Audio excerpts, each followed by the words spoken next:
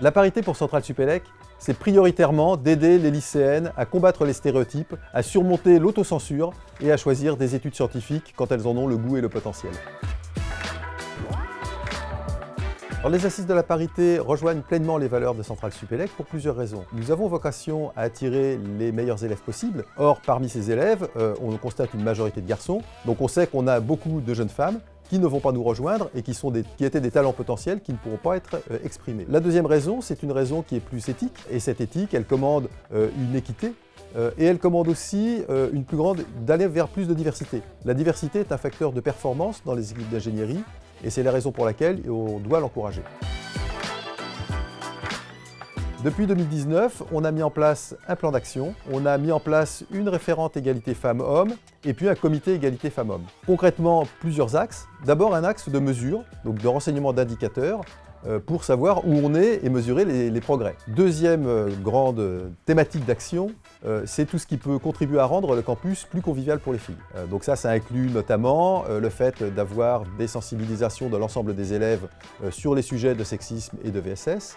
Ça inclut la formation des bureaux des principales associations et la nomination d'un référent en leur sein sur le sujet. Et puis troisième axe, c'est la sensibilisation des lycéennes et même maintenant des collégiennes à l'intérêt pour elles de choisir des études supérieures scientifiques et les aider à surmonter l'autocensure vis-à-vis de ce type d'études. La question que j'aimerais poser aux entreprises partenaires, c'est de savoir quelles sont les difficultés, les résistances qu'ils ont rencontrées eux-mêmes, qu'ils ont pu identifier, ce qui nous aiderait énormément pour les adresser et pour pouvoir avancer avec beaucoup plus d'efficacité dans ce domaine. Le principal obstacle pour arriver à la parité dans le recrutement du cycle ingénieur, c'est l'autocensure chez les lycéennes, avec des stéréotypes qui sont acquis très tôt, dans lesquels les femmes ne se reconnaissent pas, ne se projettent pas dans des études scientifiques. Ça, c'est un enjeu majeur sur lequel on fait beaucoup d'efforts, mais qui nécessite une mobilisation, je dirais, de toute l'éducation nationale et peut-être au-delà dans les milieux familiaux si on veut revenir dessus.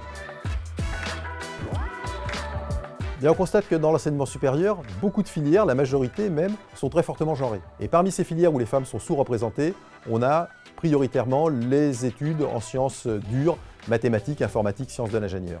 Donc c'est la raison pour laquelle il faut qu'on continue nos efforts et qu'on les accélère pour essayer d'encourager les jeunes femmes à surmonter l'autocensure qui est très fréquente chez elles vis-à-vis d'études scientifiques. Et c'est la raison pour laquelle, notamment, on promeut des rôles modèles, des femmes diplômées de Centrale Supélec qui ont très bien réussi et qui peuvent être des sources d'inspiration et des sources de stimulation pour les lycéennes et les collégiennes. Rendez-vous le 28 juin pour les Assises de la parité 2022. Plus d'informations sur assises-parité.com.